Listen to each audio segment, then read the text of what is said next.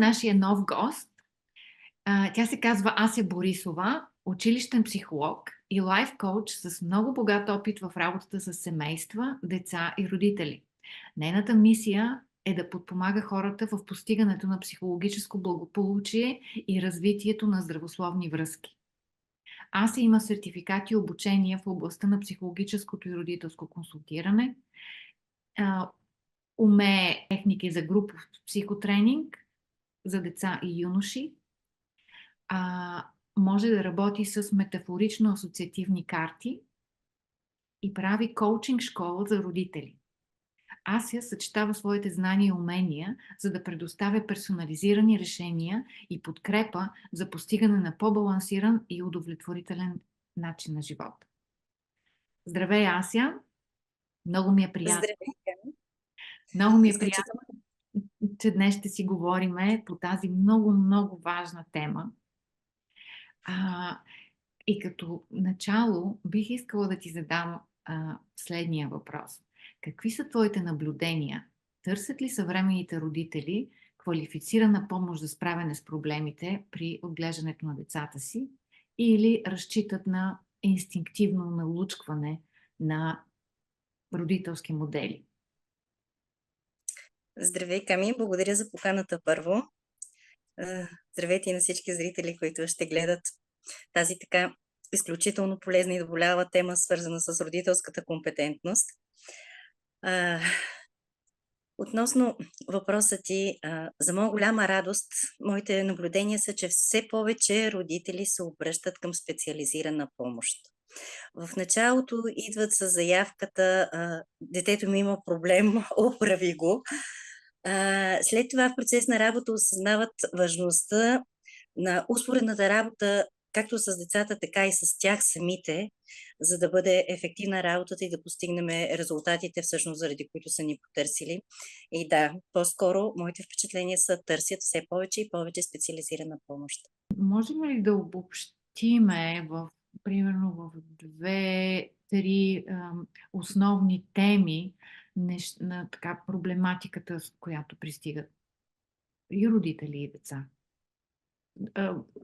Деца, водени от родители. Да, както казах, агресивните прояви, т.е. всичко, с което се обръщат към мен родителите, аз го насочвам върху, както казах вече, върху споредната работа. Защото когато работим само единствено с децата и децата се връщат в семейната динамика, където няма никаква промяна, не се вижда дълготраен и постоянен ефект от нашата работа. Не случайно и в психологията казвам, изключително важно е родителската среда и възпитанието на децата първите 7 години. Не само психолозите, но и нашите баби са го твърдяли не случайно и все още го твърдат. Тоест, идват, казват, него го тормозят в училище. Какво да направим? Как да му помогнем? Ние да го подкрепим, съответно училищната среда, ако е необходимо да го подкрепи, приятелския кръг да го подкрепи. Другите заявки, с които идват, са, например: много ми е тъжно, аз съм виновна.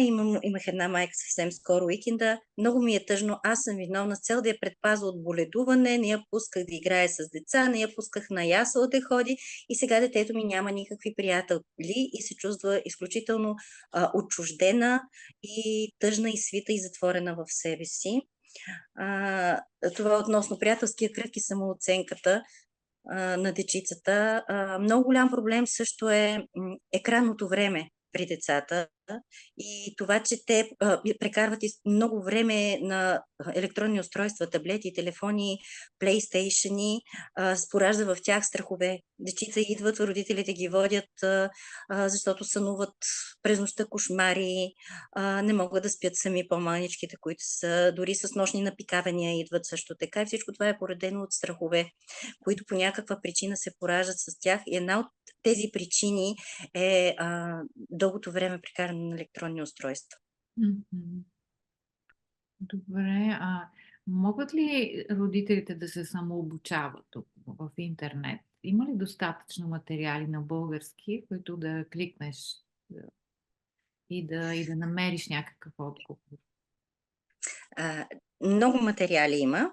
Това е много хубаво и родителите са станали все по-любознателни напоследък. Много четат, има семинари, вебинари, различни тренинги, които посещават.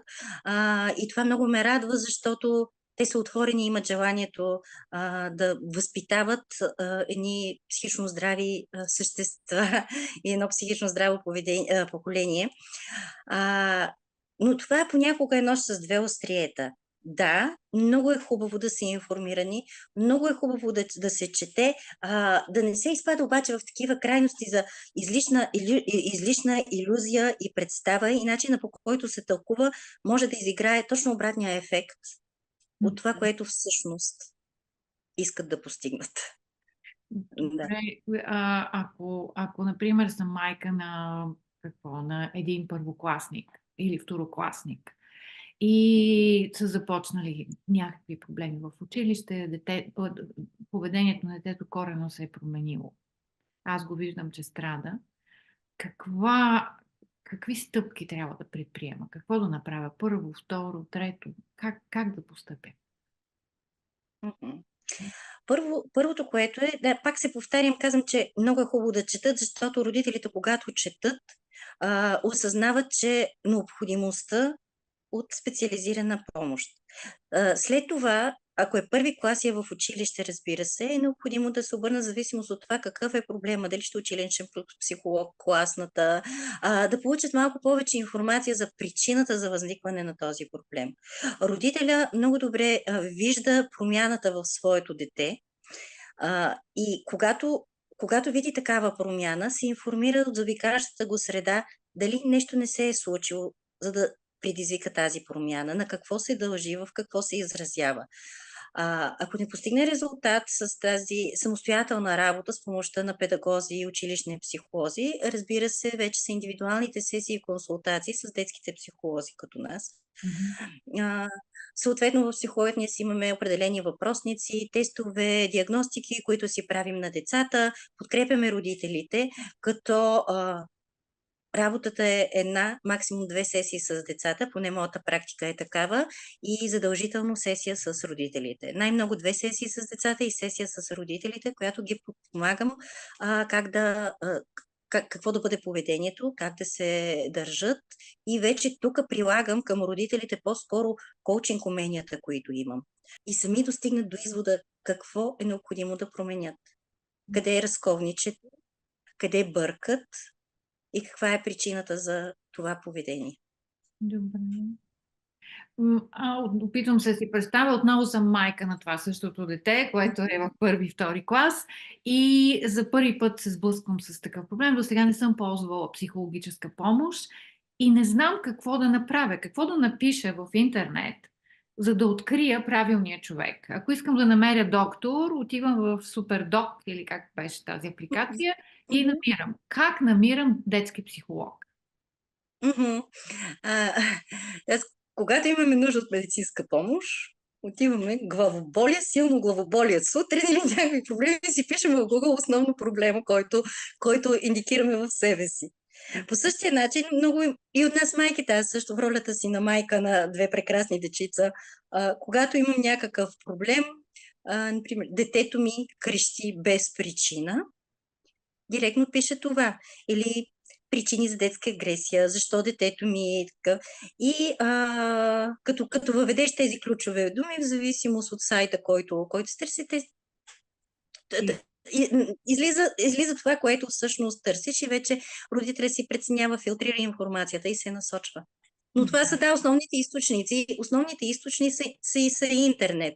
Има много клиенти при мен, които от уста на уста, майка дошла при мен доволна, няма да забравя едно детенце на 4 годинки, на 4-та сесия, идва при мен, от вратата ме гушка и казва: аз не сънувам вече зомбите и муми. Това е такова удовлетворение. Да, съответно тази майка ме препоръчва на други майки. Но основният източник да се насочат родителите към детски психолог, към допълнителна информация, и наистина е интернет, ако не познават и не знаят какво всъщност трябва да направят. Друг въпрос. Татковците активни ли са в този процес? И как участват? Татковците са доста по-слабо активни от майките. Но това, което е хубавото, че те се отзовават. Когато е необходима среща, аз задължително я изисквам цялата семейна динамика да я видя пред мен в кабинета. Или? Те се отзовават с охота, доста отживчиви и съдействат по въпроса, отново и с тях с коучинг уменията, за постигането на резултатите. Тоест няма съпротив от тяхна страна. Рядко търсят, рядко те са инициатори, но когато се наложи, няма съпротива и съдействат и се отзовават на срещите с психолога. И участват активно. Участват активно, да. Чудесно. Не всички, разбира се, но повечето, по-голяма част от тях го правят. И нещо, което много ме заинтригува, можеш ли да ни разкажеш малко повече за тези метафорично-асоциативни карти? Как ги прилагаш в коучването на децата? Да, много. За мен много работещ подход е това нещо. Метафорично-асоциативните карти са една много ефективна методология, свързана с проективните техники в психологията. Изключително добре се прилага както при деца, така и при техните родители, при възрастни и при деца, дори проблемни взаимоотношения между партньори по същия начин. Това е методология, която разкрива вътрешните убеждения и ни помага да ги преобразим тези вътрешни убеждения. Тоест, метафорично-асоциативните карти са един вид врата към подсъзнанието. Към нашето подсъзнание, да.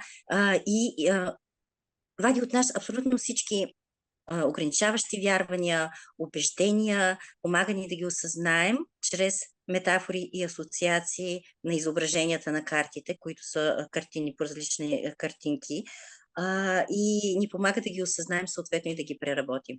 Как протича една такава сесия? Зависимост аз преценявам на място. Това при децата обикновено много често ги използвам, защото в психологията проактивните методи, които много работят, са рисунките. В семейната динамика аз много често ги карах да правят изображения на тяхното семейство, защото от значение как е нарисувано, кой е пръв, какво правят и така. Проактивните методи с метафорично-асоциативни карти работят по същия начин. Тоест, като покажа на цялата маса изображенията, които са на картите, и детенцето си избира. Това е мама, това е тате, това е какво прави мама, кой си говори с теб.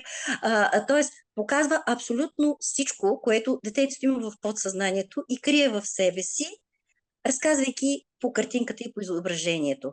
Несъзнателно го прави. Много работи също, има и специални колоди, които работят с страховете на децата. Много работят и създаването на приказки. Отново те си измислят приказка, тяхната фантазия и въображение доста често децата са буквални и разстилам им картите и те си избират различни приказки и с въпроси се започва буквално като приказка. Те си имало едно време, една майка, един татко. За мен са много, много работещ подход. Добре, ти като човек и професионалист, който се бори за подобряване на семейните динамики, за по-голяма осъзнатост, в твоите мечти, в твоите желания, какво е доброто родителстване? Каква е истинската роля на бащата и на майката? Как трябва да изглежда? Първо да кажа, че няма някаква рецепта, която да напишем и да кажем, ето това е необходимо да правиш, за да бъдеш добър татко. Или ето това е необходимо да правиш, за да бъдеш добра майка. Но много е важно определените роли, защото ролята на майката е да дава безусловната любов, да е любяща, да научи своето дете да обича. Ролята на майката е малко да... те са по-тревожни майките. Тук не се качвай тук, защото ще паднеш. И това пък внася тревожност в дечицата. И тук е изключително важно да се намеси мъжкият авторитет и мъжката роля, която всъщност е моста от семейството, от тази капсула, в която се намира детенцето, към непознатото, към външния свят. Той е този, който по мек и правилен начин да поставя в правилата. Един вид нещо като условна любов. Добре, ти искаш да играеш на PlayStation, но има правила, трябва да направиш това, това и това и тогава. И няма. Той се грижи също така да научи детето за материалния свят, как се изкарват паричките и така нататък. Когато обаче тези роли се смесят, за това ще стане въпрос и на лекцията ни на 14 март.